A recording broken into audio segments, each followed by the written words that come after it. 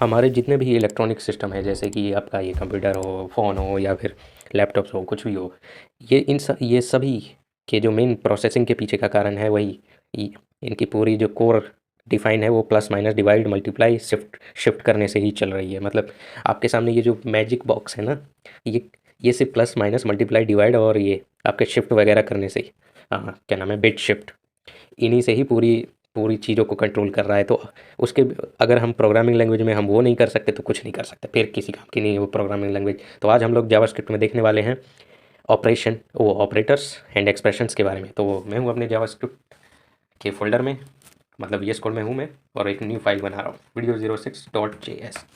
ठीक है, तो सबसे पहले हम लोग ऑपरेटर्स की बात करेंगे। ऑपरेटर्स, तो जब भी कोई एक एक्सप्रेशन ना दो चीज़ों से मिलके बना होता है, ऑपरेटर्स एंड ऑपरेंड। ठीक है, अब ऑपरेंड की वैल्यू ज़्यादातर दो होती है, दो ऑपरेंड होते हैं और एक ऑपरेटर होता है मेनली ऑपरेटर। लेकिन कभी कभी ना हमारे पास एक ही ऑपरेंड भी होता है, मतलब ऑपरेंड एक होता है और ऑपरेटर भी एक ही होता है। ठीक है, तो जैसे इस वाले का एग्जांपल मैं आपको देता हूँ, नॉट। नॉट कर देना किसी वैल्यू को, तो वो ट्रू का नॉट करोगे तो वो फॉल्स आ जाता है, ऐसे करके। तो ये इसमें ये एक ऑपरेंड है और ये एक ऑपरेटर है। ठीक है, तो हम हमारे पास कई टाइप के ऑपरेटर्स हैं। सबसे पहले है हमारे पास अर्थमेटिक, वही बेसिक मैथमेटिक्स। तो ये अर्थमेटिक में हम लोग लिखते हैं, पहली लाइन तो लिख दूँ मैं, नॉर्मल वाली, कंसोल लॉग ए, ऑलराइट, ए प्लस बी इच। ठीक है, एंड यहाँ पे हम लोग कोमा करके ए प्लस बी कर देते हैं। अब ए और बी तो पता ही नहीं है, तो ऐसा करते हैं, let A is equal to 8 और बी इज इक्वल टू 9।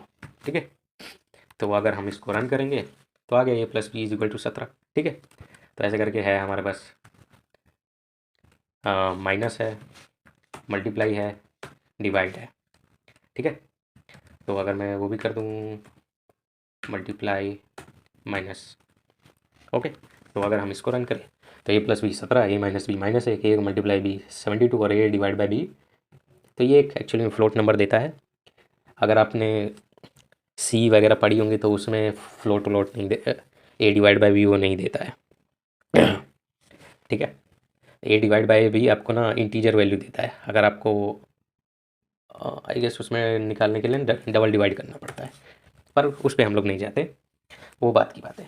ठीक है, तो ये तो चार हो गए basic arithmetic operators, plus minus multiply divide.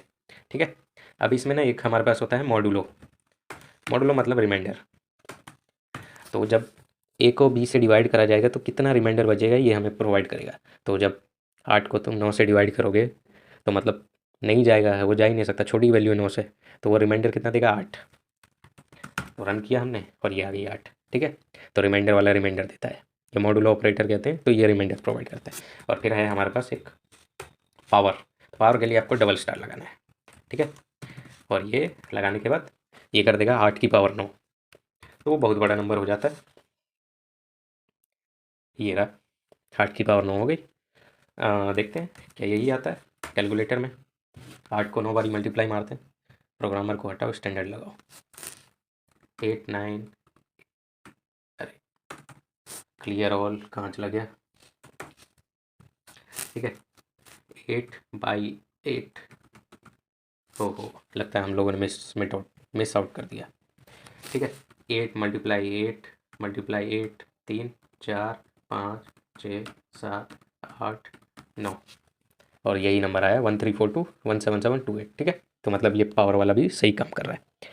तो ये है हमारे पास अर्थमेटिक ऑपरेटर्स। ठीक है, इसके बाद है हमारे पास, तो हमारे पास ना थोड़े और भी चीज़ें हैं, जैसे कि लेट्स से आप ये भी कर सकते हो। ये हमारे पास ना शॉर्टकट तरीका होता है कि ये में प्लस कर देना।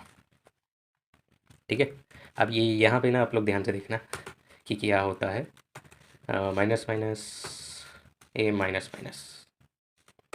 ठीक है, minus minus minus minus plus plus. ठीक है, अब यहाँ पे हम लोग वैल्यू को ध्यान से देखना पड़ेगा हमें, क्योंकि ये है थोड़ा हिस्सा समझने वाला। तो हमारे पास जैसे एक ही वैल्यू है 8 है ना, तो इसको हम लोग यहाँ ले आते हैं। ठीक है, और ये मैंने रन किया। तो a प्लस प्लस इज 8, ऐसा करते हैं ना, ये यहाँ पे ना हमने ना एक ऑपरेशन अप्लाई किया है, तो इसके बाद भी ना हम लोग a की वैल्यूज़ यहाँ पे देख लेते हैं कि a की वैल्यू एक्चुअली कितनी है हर एक ऑपरेशन होने के बाद। ठीक है, और इसको क्लियर करते हैं स्क्रीन को एंड फिर रन करते हैं। तो ये देखो, सबसे पहले पहला हुआ, ये ऑपरेशन अप्लाई हुआ a प्लस प्लस, लेकिन हमारे पास ये जो वैल्यू आई 8 आई। ठीक है, लेकिन हमने यहाँ पे a को देखा तो 9 हो गई। तो इसका मतलब क्या हुआ, जब ये कंसोल लॉग चला ना तो ये यहाँ से आया, तो ये यहाँ से पढ़ना शुरू किया इसने, तो इसने कहा अच्छा ये इसको प्रिंट करना है, ठीक है, और ए को प्रिंट करना है। ए को प्रिंट कर दिया ना, तब इसने देखा अच्छा ए में जोड़ना भी है, तो ठीक है भाई जोड़ देते हैं। तो ए को जो पहले ही प्रिंट हो गया है तो इसलिए 8 आई है, लेकिन ए की वैल्यू अब 9 हो गई है, इसलिए हमने यहाँ प्रिंट किया तो 9 आया। अब यहाँ पे इसमें आया, प्रिंट किया, प्लस प्लस है, कह रहा बहुत बढ़िया। अब ये कह रहा प्लस प्लस, अच्छा ए में पहले प्लस करना है, तो इसने पहले 9 थी, प्लस प्लस किया तो मतलब एक इंक्रीमेंट होता है। ठीक है, यहाँ पे भी एक इंक्रीमेंट होता है, ये इनसे ना 1 एक ही वैल्यू इंक्रीमेंट होती है। तो 9 था, अब उसने 10 बना दिया, अब 10 होने के बाद उसने प्रिंट किया। ठीक है, तो इसलिए यहाँ पे भी 10 है और यहाँ पे भी 10 है। सेम केस यहाँ पे आया, यहाँ आते आते फिर उसने पहले माइनस किया, माइनस माइनस माइनस कर दो 10 में से 1, तो 9 हो गया, और 9 वैल्यू को ही प्रिंट किया है। फिर यहाँ पे भी प्रिंट किया तो 9 ही था। अब यहाँ पे ये आया, ये प्रिंट किया उसने ए माइनस माइनस स्पेस, फिर उसने ए को प्रिंट किया, तो ए की वैल्यू अभी तक 9 थी, तो 9 प्रिंट हो गया, लेकिन फिर माइनस माइनस कर दिया गया, तो मतलब एक वैल्यू घटा दी, तो 8 हो गई ए की वैल्यू। इसलिए यहाँ पे जब हमने प्रिंट करवाया तो ए की वैल्यू 8 है। ठीक है, तो ये ध्यान से आप कर लेना, ये बहुत ही इंपॉर्टेंट है। इसे हम लोग इंक्रीमेंट डिक्रीमेंट ऑपरेटर्स बोलते हैं, क्योंकि प्लस प्लस वाले इंक्रीमेंट करते हैं और माइनस माइनस वाले डिक्रीमेंट करते हैं। तो ये वाला होता है पोस्ट इंक्रीमेंट और ये वाला होता है प्री इंक्रीमेंट। मैं यहाँ लिख देता हूँ, पोस्ट इंक्रीमेंट, ठीक है, और ये वाला होता है प्री इंक्रीमेंट। ऐसे करके वो डिक्रीमेंट वाले होते हैं, pre decrement and post decrement. ठीक है, तो ये तो हो गया इंक्रीमेंट डिक्रीमेंट वाले। अब इसके बाद आते हैं हमारे पास असाइनमेंट ऑपरेटर्स। असाइनमेंट ऑपरेटर, तो असाइनमेंट ऑपरेटर हमारे पास एक ही है, इक्वल टू, ये आप लगा ही रहे हो। असाइन करना मतलब वैल्यू असाइन करना, लेट ए में 10 डाल दो, असाइन हो गई, ये असाइनमेंट ऑपरेटर, टेंशन नहीं, ईजी है। ठीक है, तो ये हो गया असाइनमेंट ऑपरेटर्स। अब इसके बाद हैं आपके पास कंपैरिजन ऑपरेटर्स, कंपैरिजन ऑपरेटर।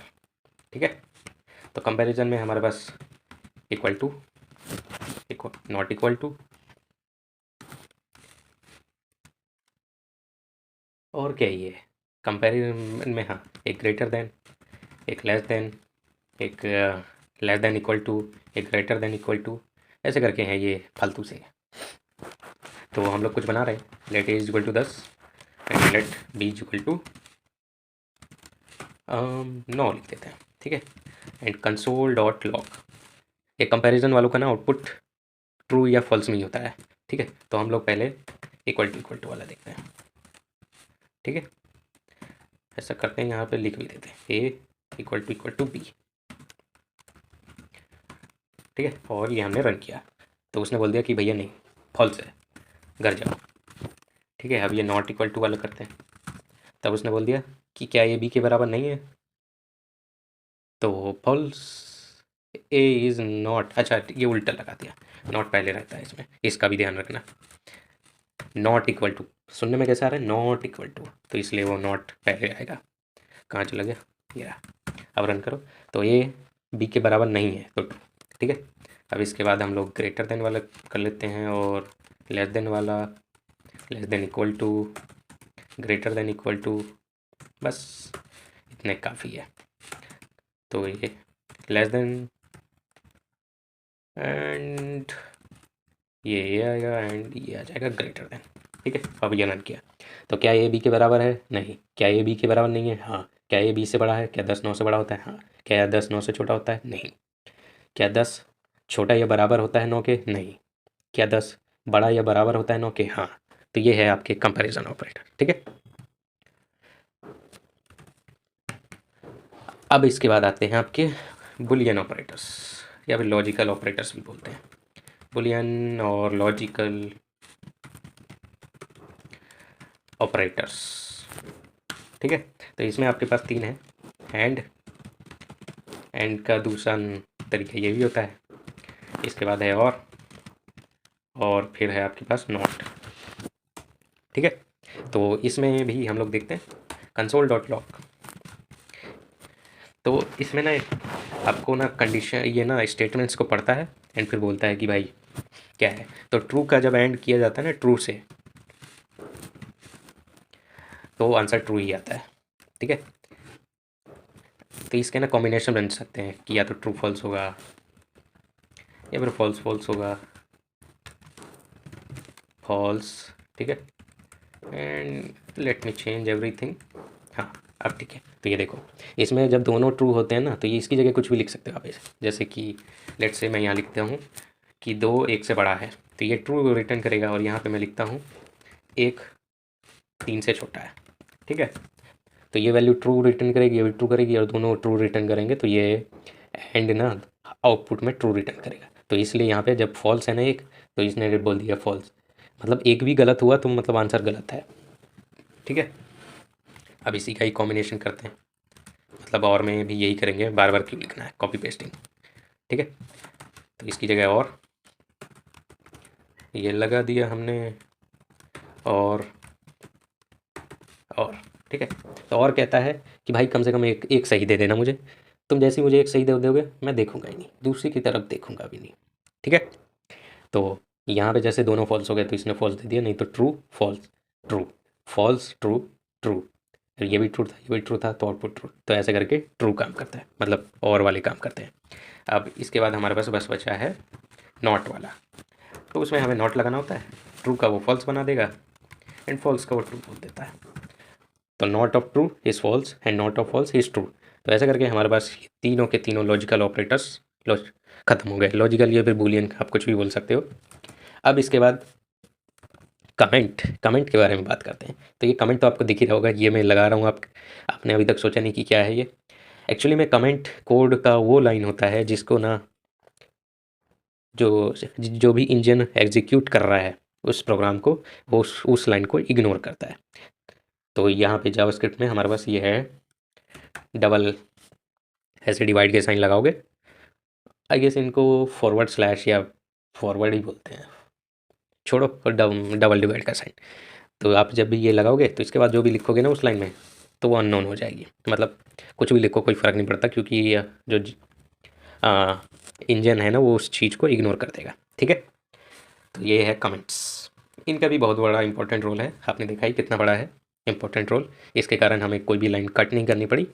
अगर आप देखना चाहते हो कुछ भी तो आप देख सकते हैं, नहीं तो वीडियो तो आप पीछे बैक कर ही सकते हैं। तो आई होप आप लोगों को ऑपरेटर्स और एक्सप्रेशंस क्या होते हैं समझ आ गया होगा। एक्सप्रेशंस ये जो है ना, ये इन्हीं एक्सप्रेशन कहते हैं, मतलब ये होना चाहिए या तो 2 ऑपरेंड एक ऑपरेटर होना चाहिए या फिर 1 ऑपरेंड 1 ऑपरेटर होना चाहिए, इतना मिनिमम रिक्वायरमेंट। इसके अलावा कितने भी, तो जैसे कि ये है 2 + 3 + 4 माइनस मल्टीप्लाई 5 - 6, तो ये भी एक ऑपरेटर है, मतलब एक एक्सप्रेशन हो गया ये।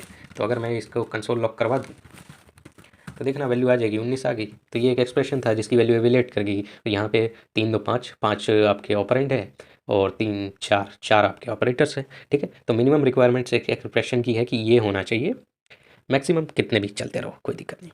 ठीक है। फिर हमने देख लिया अर्थमेटिक ऑपरेटर्स, हमारे पास काफ़ी सारे हैं अर्थमेटिक ऑपरेटर्स, पर इतने भी नहीं, ज़्यादा ध्यान देने की जरूरत नहीं पे, बस बेसिक सबका पता होना चाहिए। ठीक है।